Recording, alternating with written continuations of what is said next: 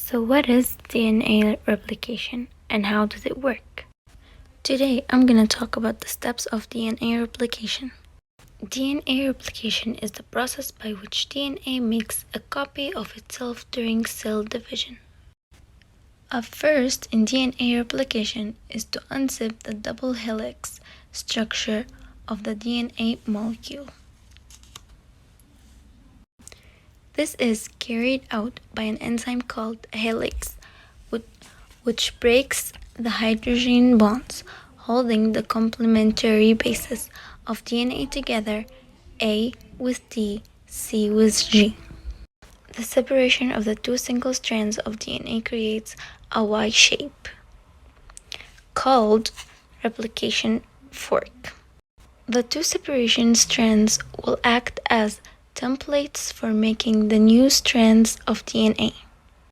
One of the strands is oriented in 3 to 5 direction toward the replication fork. The other strand is oriented in the 5 to 3 directions away from the replication fork. So this one will be the leading strand and the bottom one will be the lagging strand.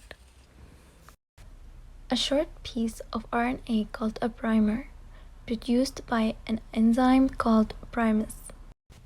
It comes along and binds to the end of the leading strand. The primer acts as the starting point for DNA synthesis, which shows here in the purple, which shows here that it's binding with the leading strands, the beginning of it, and the lagging strands.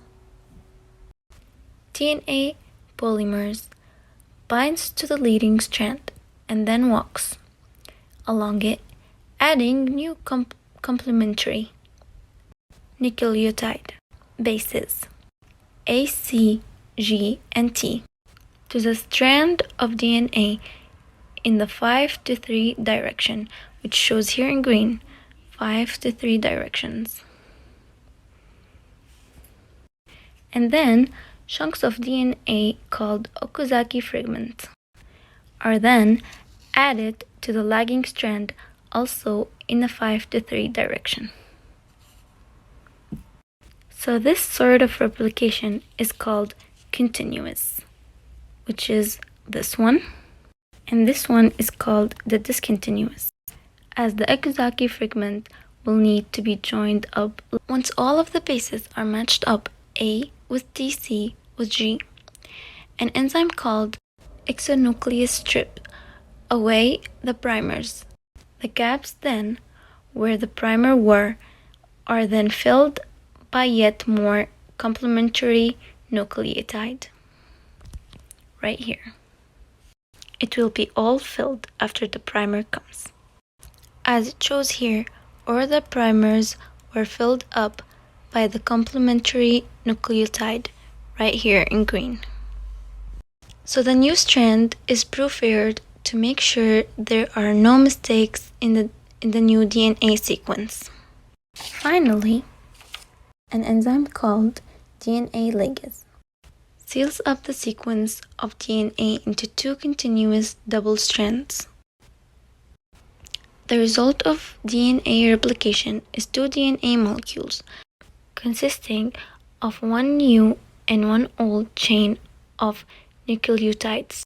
This is why DNA replication is described as a semi-conservative. Half of the chain is part of original DNA molecule, half is brand new. Following replications, the new DNA automatically winds up into a double helix. So now, let me summarize all this for you. DNA replicates by a semi-conservative method in which each of the two parental DNA strands act as a template for new DNA to be synthesized.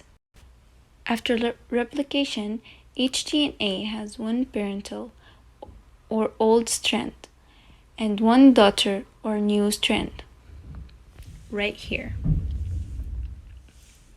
Replication in eukaryotes start at multiple organs of replication, while replication in prokaryotes starts from a single organ of replication. The DNA is opened with an enzyme, resulting in the formation of the replication fork. Primes sensitize an RNA primer to initiate synthesis by DNA polymers, which can be added. Nucleotide is only one direction. One strand is synthesized continuously in a direction of the replication fork. This is called leading strand. The other strand is synthesized in a direction away from the replication fork in a short stretch of DNA known as Okazaki fragment.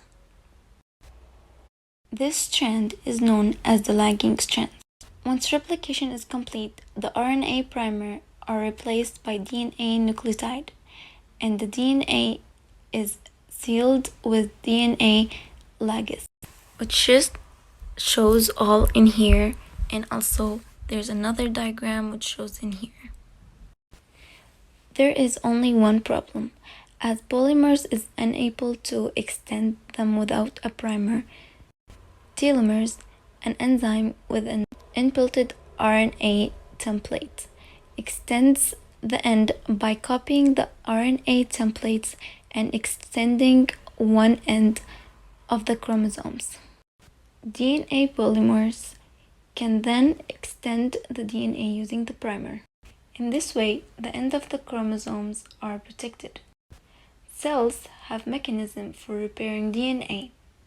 When it becomes damaged or errors are made in the replications, these mechanisms include mismatch repairs to replace nucleotide that are repaired with a non-complementary base and nucleotide extensions repair, which remove bases that are damaged, such as thymine dimers.